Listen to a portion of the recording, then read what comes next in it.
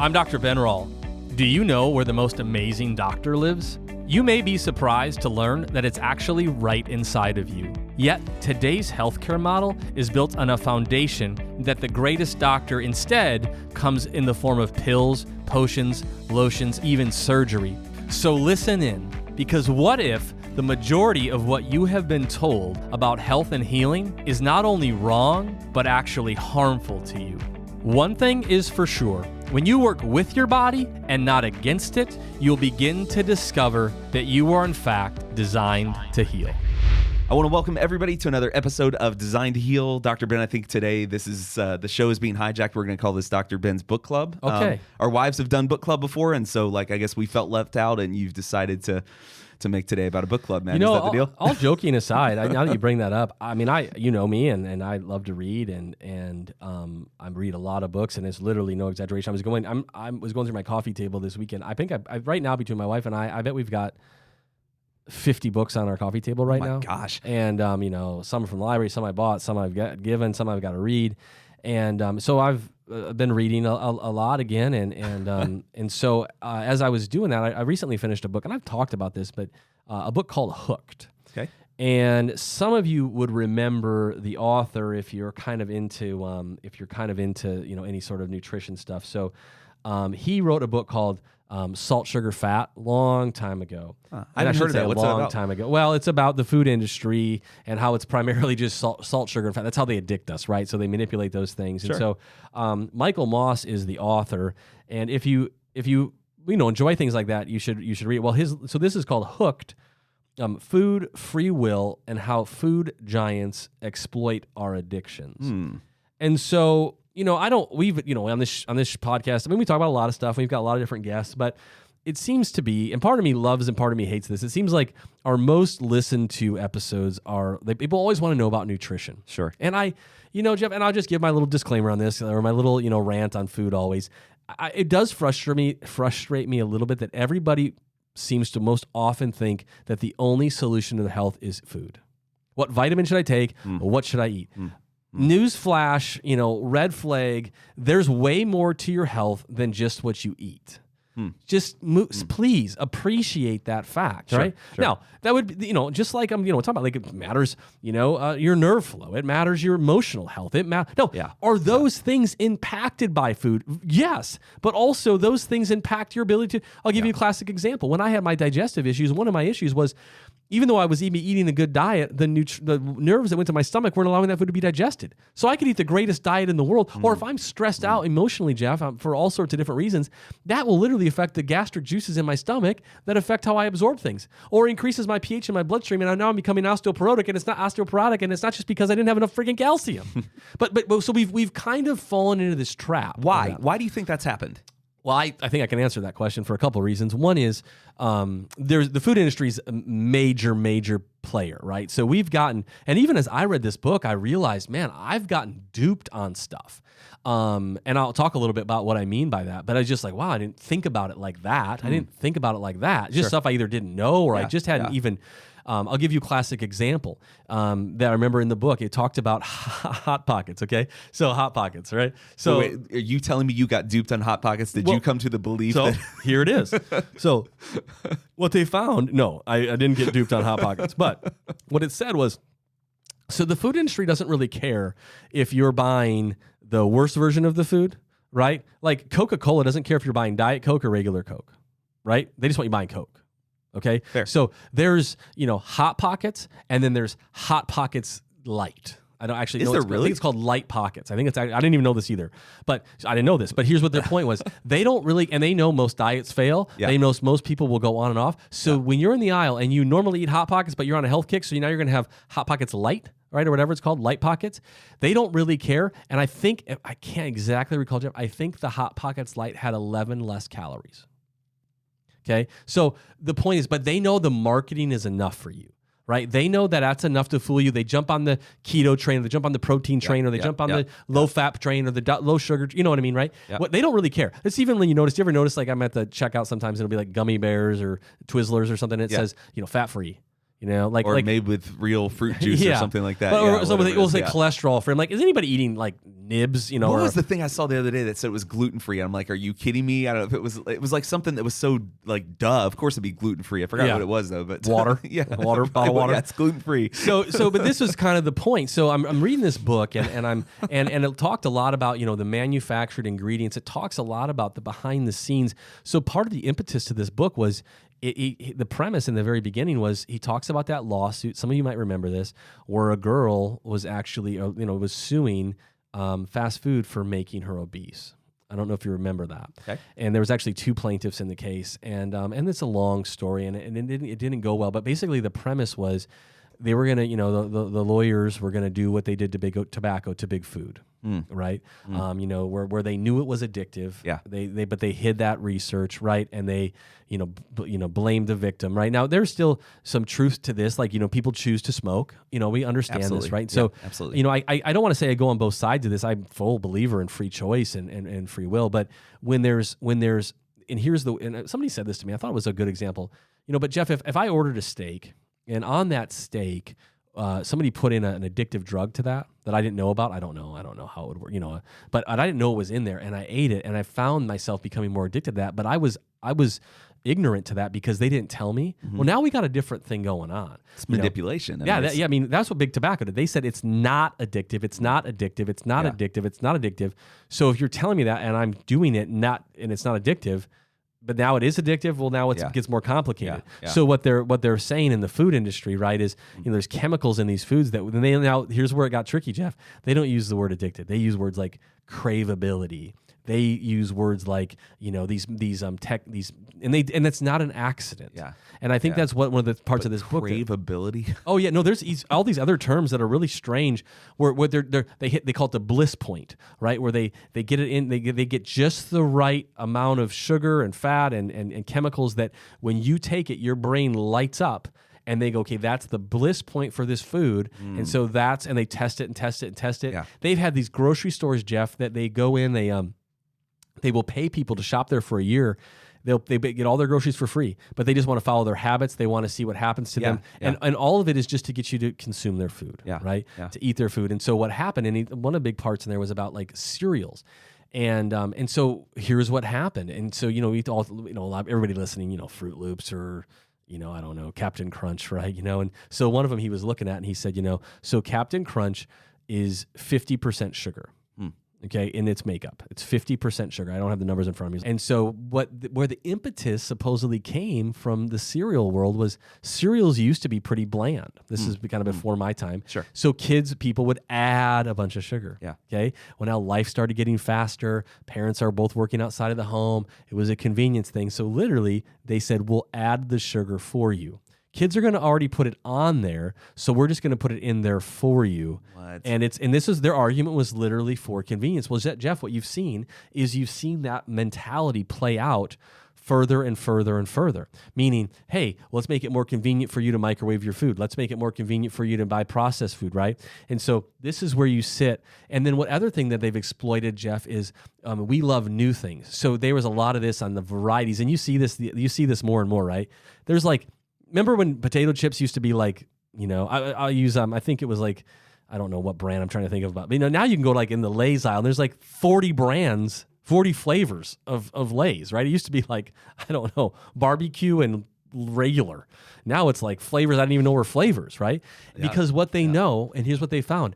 They find that you will eat more if there's variety, okay? So instead of just getting you to, look at Coke. Jeff, for how long was Coke Diet Coke? Now it's Coke Cherry, Coke Vanilla, Coke Cherry, Coke Peach, Coke. Now I don't even know what's all up there. I just miss Coke 2 and Clear Coke. What about that? Remember that stuff? So no, yes, no, I don't know. But what's happening is our food industry, which is again very on par with like Big Pharma. Matter of fact, do you know who owns Kraft Food? I have no idea. Philip Morris. Really? Mm-hmm.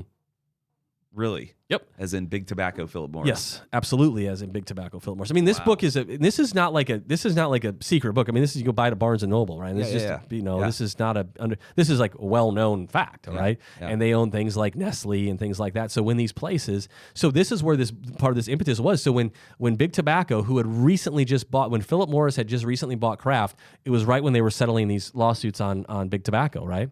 On the addictiveness of that. So they wanted to find out how at risk they were for being sued for causing health problems. Yeah. And so it's what you'd imagine, Jeff. They've gone and they've lobbied Congress and they've passed laws that they can't be sued. They can't be held liable for any of this because people have free will and they're choosing to buy these foods. And so and now they're trying to blame genetics, that the reason that you are addicted to food is because your genes addicted you to food, right? Again, and this is where, Jeff, you've got to just, it's like, and this is what I'm worried about. We were talking about this a little bit earlier about some other stuff.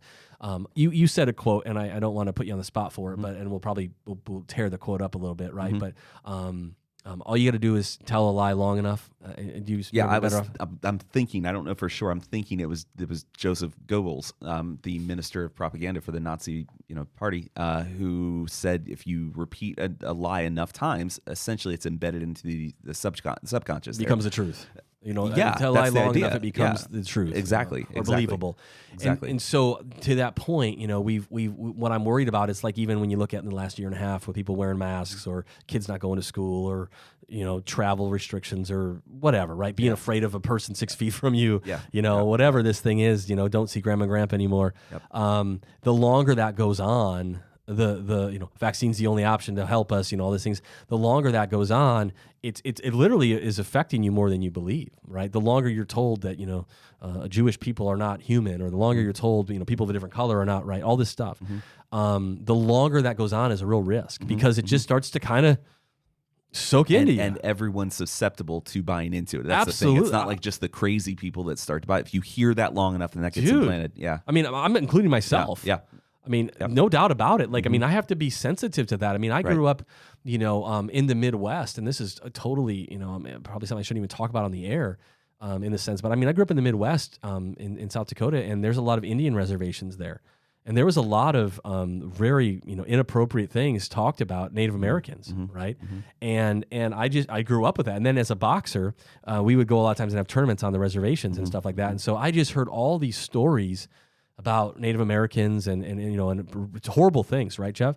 And embarrassed to even say that yet, but it affected me until I started to ask some questions and learn some history and, just the stuff. And well, why do reservations even exist, as a starting point, right? And kind of walking through this. And so I bring that up simply to say we have to challenge our brains and have a paradigm that we see the world through. So I'll give you a good example. Yeah, I'm not a good example, but I mean, if I'm a firm believer in medical freedom, that or even religious freedom and things like that, listen, that opens up some problems, right? I mean, that means that there's going to be people that are going to make different decisions than I would make. Yep.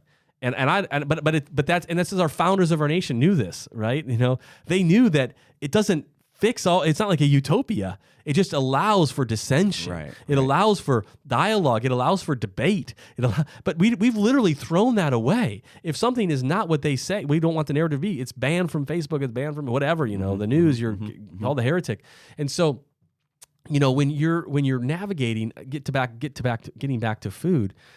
I'm looking at the grocery store, Jeff, even more different than I was, right? Because I'm realizing, and then one of the other big kind of things, and I knew this, but just to remind our listeners, so you might say, hey, I read labels, hey, I eat natural, just so you know, there is countless chemicals that are put on in and on food that fall under what they call natural and artificial ingredients. So if you ever read that, and it'll say usually like an asterisk, and it'll say also includes natural artificial ingredients. I didn't know that there's an asterisk on it. Maybe not anymore. It just says other natural ingredients or something like that. And that is insane what can fall into there. Like crazy. Talk about that, because that's a whole new world for me and probably for many of the listeners. So a lot of these are, honestly, Jeff, very very, very, very secretive. Okay. Because they don't want to even patent them because they want these are like trade secrets. So they have these. I mean, this book is fascinating, and some people listening to this will know. Like they have these. Oh my God, I wish I had it in front of me because I could get the names better. But they have basically there's an area up in the Northeast where they have all these, Jeff, like where they make all these scents and all these flavors. So they can take a veggie patty, a veggie burger, but they want to make it taste like a barbecue. They want to make it taste. So they make these synthetic chemical compounds that are not made for you and I to eat, that have all sorts of implications to our neurology. Spray that on your burger, right? And now you ingest that. And that's just one of, now there's artificial colorings, fake grill marks, right? You know, all these things that they put on food. One they talked about a lot was vanilla. There's a product they make called vanillin. And all of this, Jeff, is an effort to make two things. Food cheaper. Okay, a pound of vanilla is like $276. Yeah, I know vanilla's very... And vanillin, chemically to make it, is like $1. Right? A pound. So they use this in your ingredients. To you, it tastes like vanilla. Matter of fact, they can even make it taste better than vanilla, right? They can make it taste like it trips out your brain. Another example they used was pumpkin spice, because, you know, that's a real popular thing, especially in the fall. Yeah. So they talk about real pumpkin spices. I don't remember, nutmeg and pumpkin and cinnamon or something. I don't remember. And they said, but that's, you can make it. You can make it, you know. Well, we've made it at my house. We've ground that up and we've made it real, you know, naturally. Sure. But the chemical equivalent of that is, it's not that at all. It's these... They can manipulate all these aromas, so it's how you smell it. It's how, but it's not actually anything. It's not what you think. As crazy as it sounds, it's like, I don't know, Jeff. You know, so they will talk about it. They hold up like the thing underneath your nose, and you smell it, and it's like, oh my gosh, that is a cheeseburger. So you can make food absolute garbage. Spray this flavor. Do you remember Willy Wonka Chocolate Factory? You remember? Is it Veruca Salt, or remember? Is she the one? Remember when she gets the little meal? It's like a meal of bubble gum. Yeah, and it goes through like different courses of the meal or something. So like she's chewing this gum, like and the she's chicken dinner, or turkey dinner, I think. Like that. Right. Oh my, there's the gravy, right? And then it's blueberry pie, and that's when she blows up like a blueberry thing. He's like, but it's funny that, you know, we look at that now and you go, actually, that's kind of what they've done. They can make food. They can make cardboard taste like a piece of pizza. And so you think you're eating pizza. You think you're eating whatever they've decided to chemically manipulate. And the argument made in this book, and he's a lot nicer than I would have been if I wrote the book, right? He kind of leaves it open for interpretation. Sure. But you would certainly, it is not far to think that you are being manipulated by big food like you are big tobacco. And these things are absolutely addictive. The last page of the book, he actually uses a study they did this on fruit flies. Now, I didn't know this about fruit flies, but one of the reasons they use fruit flies in a lot of these studies, an example, you hear a lot about, you know, fruit fly studies, is because the way that they taste and the way that they respond to stuff is very similar to the human, which is odd to me, but anyway, yeah. So they basically were feeding them sugar water, right? And they would talk about how they ingested that and how they would feel full and how they'd stop eating. Well, then they added Splenda to the water. So they kept it like it was, but then they added Splenda to the water, these sucralose, Splenda, and they watched it absolutely freak these things out. Because it's a chemical. So a lot of these chemicals, Jeff, are neurotoxic. They're not food. So I know when I just said it to you, you kind of went, "Oh, that sounds weird, right?" But if I would have said to you, Jeff, they sprinkled cocaine on it and it freaked him out, you would have probably not been surprised. You'd say, "Duh." So until we see those things like that, you won't be surprised anymore. Yeah. So why have they made it that they don't have to disclose this thing on their ingredients? Because they know that if you knew that, you would not go, "Huh?" You'd go, "No way." Yeah. I'm not giving that to my kid. Oh, and now what does my kid have? You know, again, air quotes here. Oh, ADD. ADHD? So the one thing I do like to talk about food is not so much what to do. The conversation we need on food, Jeff, is not what to eat. Honestly, it's probably more what not to eat. You know, the what to eat's kind of easy. Eat food as close as you can to the way that it was produced, right? Eat, you know, fruits and vegetables and nuts and all that kind of stuff. Clean meat if you're going to eat meat, whatever. The rest of it is all the junk that I need to talk to you about. Well, but you're saying like eat natural things, and again, that's where it gets very confusing when you see those words natural and all that kind of stuff listed all over things. Anything in a box. Well, even Ben, talk about like all the organic foods and that trend that's out there and everything. I think we've talked about that before, that can be very misleading as well. And you know, it is misleading. You're right. There was another big part in there talked about Oreos. I'll give you a great example. This is a great example. So that one of the lawsuits a guy actually brought up was going to sue Oreo, okay, because Oreo used trans fats. and the chemicals in trans fats are not good for human consumption. So he filed a lawsuit against Oreo or Kraft, I think it was. I don't remember who makes it, but call it Kraft. Sure. Okay. And he goes to the store and you probably had these. Have you ever had the Newman's Oreos? Don't call it that, but it's a Newman's cookie. Newman's, like Newman's Organics. They make like salsas and stuff. So no, never had. You can buy a Oreo looking cookie, but it's made by Newman's Organic. So it's all organic, right? Yeah. Doesn't have trans fats. I mean, it's still sugar. It's not like it's health food, but it's doesn't have GMOs. It doesn't have chemicals in it. So he literally went and bought Oreos and Newman's O's, right? And he goes, okay, the only way they're going to win this is if it tastes dramatically different, right? Like if I'm going to eat this and this is horrible and this tastes like cardboard. He goes, they were both phenomenal, right? He goes, the Newman's tasted fantastic. I don't even know if I could tell the difference, is what he said. So he goes, so it's not. They don't have to use it to make the food. So listen, the reason that these companies though they settle, Jeff, is because they don't want discovery. Once you get to discovery, then you get the internal documents, right? So what did Oreo do? Now this is good and bad. Oreo changed the recipe and took out trans fats.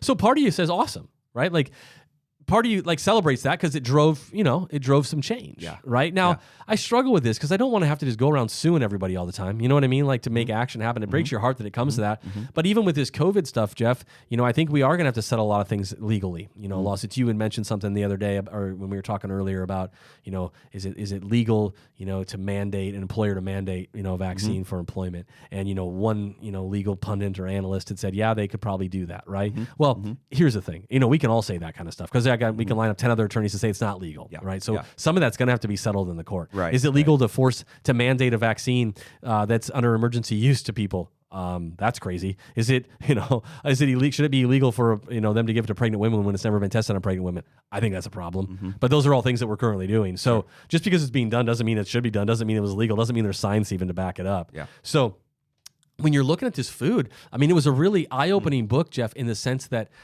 food is even more manipulated than I thought. So they have teams of people wearing white lab coats trying to make the food. So don't call it addictive if you want. So flippin' good to your brain when you eat it. Jeff, it's no different than the technology stuff, right? We've had episodes on before, right, where the dopamine hit, right? Food does that. This dopamine hit, oh my gosh, it just lit up every piece of my tongue. Oh gosh, and actually, Jeff, sugar, I think this was in the book too, sugar actually hits your brain faster than drugs. It's like 0.6 milliseconds or something like that because the pathway is direct. Yeah. There's a direct receptor to it versus drugs have to go in the bloodstream, circulate around to get there. It takes like 10 minutes. So what they found was, so it's even more addictive in the sense of how fast it lights you up. Yeah. Oh my gosh, yeah. So look at what's going on with people, Jeff. Look at our lifestyles. Look at how many people are just living on, and I'm not judging this. Let's just look around, right? I mean, anyway, we can talk about, technology, but we can also talk about, how many people are like, they haven't had, I was talking to somebody about this morning. If all I had eaten is, Doritos, and then one day you give me a carrot, like, let's just be honest, that carrot's not going to win the way. Remember the old taste test, I used to do like Pepsi versus Coke or whatever it was, and who chose more? Like, they have gotten it to be so, make a joke out of this. We're same age roughly, so Atari, Nintendo. Like, put Atari, now you're old school maybe, so maybe you're the wrong guy to ask. Bring on the Atari, baby. But Atari versus, I've never played Xbox, but come on, it doesn't hold a candle to it, right? I mean, no. I never played Atari for 10 hours. Oh, no, no, of course it was not. like half-hour Pitfall, let's go ride our bike. Yeah, exactly. So, but now, so sometimes when I hear people like, how can you play a video game that long? They're like, have you ever played it? I'm like, well, no. I mean, clearly people do. And that's not, I don't think it's because they're, any different than we were. It's just they made that technology. Yeah. They know how to make it hit dopamine and the color changes. And we came in today, I've changed my phone to black and white. It was in that book. And he said, you have to do some things to kind of numb down your, the input, Jeff, right? We've expected our life to be like a roller coaster ride of just, I'm going to put you on the spot. We'll wind down here, Jeff. Oh gosh. Well, I'm not on the spot. This is in your wheelhouse, relationships. Okay. Well, I'm going to go into kind of a heavy little topic for a second. Okay. And then we'll go lighter on it, right? But I don't know a lot about pornography addiction. Okay. I know it's a big deal, real for a lot of people. One of the things I've heard about it firsthand and from others, just in the game is how it, and I'm gonna maybe not say the right word, but how it desensitizes you to real intimacy. Yeah, right? it does. If It all does. you've Yeah. seen is kind of extreme stuff like that, then normal intimate relationships maybe don't seem quite as exciting. Okay, now I'm trying to keep this PG for the radio here a little bit. Sure. Radio. Did I just use radio term? Is that another old-fashioned term? Are we taping still? Or, Yeah. So, when it comes to, relationships, there's a lot of people that, we were told this story, white knight man on a white horse and a fairy tale. And I remember hearing one time somebody saying, it's like, so you have your first fight and you think, I guess we're wrong for each other. Right. This, I don't like this anymore. Let's go on. So I use that as a metaphor, Jeff. We've expected everything now just to be bliss, from the food I put in my mouth to what I see on the internet to, a relationship, right? And we almost don't believe that we have any hardship. And there's a marketing culture that's right there to say, yep, you're right, you shouldn't. And in order for you not to have that, you need this now, new and improved. So is there anything you would speak, is that accurate what I said about relationships? Or on the porn piece, they think a lot of people have hypothesized that the reason it's so addictive and why people get addicted to that versus like real, why a man who's married to his wife and that whatever would prefer to be on a computer. And this, by the way, this goes both ways gender wise. Okay. But it's that, that in porn, for example, they're getting a dopamine hit, like a burst, versus like a sustained release of dopamine. Dopamine is not a bad thing, or more like a not dopamine, but more like a serotonin, like a long drawn out, like right. The but, high. But dopamine is a part of that. You get Naturally some of that dopamine. in normal, but it's the brain gets trained for the burst, and so it looks for that novelty factor thing that, it's like. My kids were the other day. It was like National Ice Cream Day or something like that. Which for us that's the kind of holiday that we celebrate. In our house. So just FYI, I don't know if anybody else is out there listening and they're like, oh yeah, we were. You guys should have come over. So I have my youngest, and you've adjusted him before. My little guy. Dad, is today National Ice Cream Day? Which is basically what he's asking. When do we have a? Just asking. I mean, it's 6 a.m, Dad. But like, when are we gonna do this thing? I mean, I don't know, man. I think about that versus, I don't know about you. Like a favorite food for mine. There's just nothing like a really well cooked steak, like a good steak. You know what I mean? And I'm not gonna sit there and eat a steak the same way I'm gonna eat ice cream. You watch a kid eat ice cream. It's like shoveling it into their mouth. I mean, they just can't get it down the hatch fast enough versus, somebody sitting there and taking their sweet time and just savoring every bite of the steak. You're getting a dopamine hit on both. But one of these needs one of these is a novelty. It's a burst versus that sustained release. And so, surely people are marketing towards that if they know that consumptive power is there because neurologically there's a reaction to and it. If you and food's probably the same way. And if you've bought, so I think this is, as land the plane. I think that if you've bought into this idea that every single thing that goes in your mouth has to be explosion fireworks, right? If every, intimate moment needs to be, out of the mood, I don't know, get weird here, but then, and if you think if that's the high you're chasing, it's like the person that, maybe did like, I've heard somebody say, heroin, like they're chasing that first high again, right? They never get that back.